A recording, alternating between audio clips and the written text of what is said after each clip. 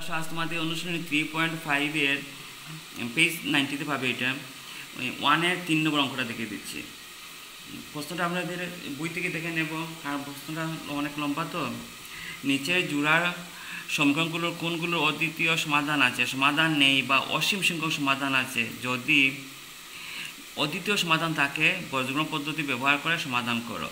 তাহলে আমরা যদি অদ্বিতীয় সমাধান পাই শুধু তখনই আমরা বীজগণিত পদ্ধতি প্রয়োগ করে সমাধান করব। আচ্ছা, এখন আসো তোমরা 1-এর 3 নম্বরে দেখবে। প্রশ্নটা দেওয়া আছে 3x - 5y = 0। এটাকে আমরা একদিকে নিতে হবে, তো 20টার কাজে +20 বাম দিকে আনলে কী হয়ে যায় -20, এদিকে হয়ে গেল =0। এটা আমাদের 1 নম্বর সমীকরণ। 2 নম্বরে দেখো 6x - 10y = 40।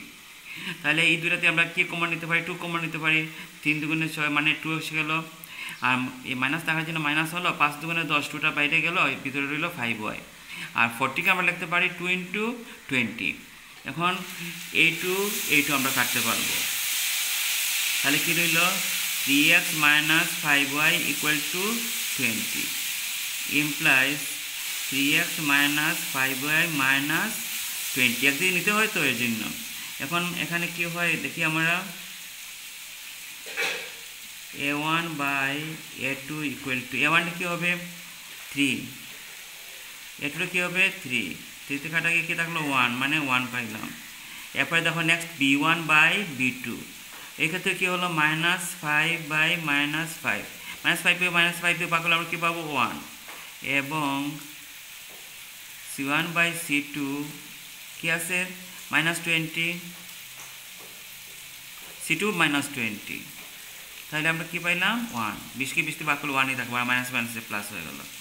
অতএব কি পাইলাম আমরা? a1/a2 = b1/b2 = c1/c2।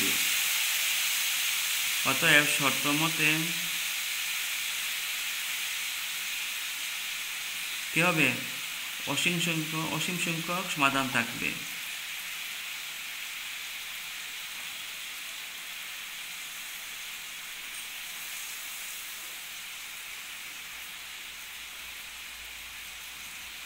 অসীম সংখ্যক সমাধান থাকলে আমাদের করার দরকার নাই, কাজে এটাও সমাধান করতে হবে না। আচ্ছা, এখন আমি আরেকটা দেখে দেবো।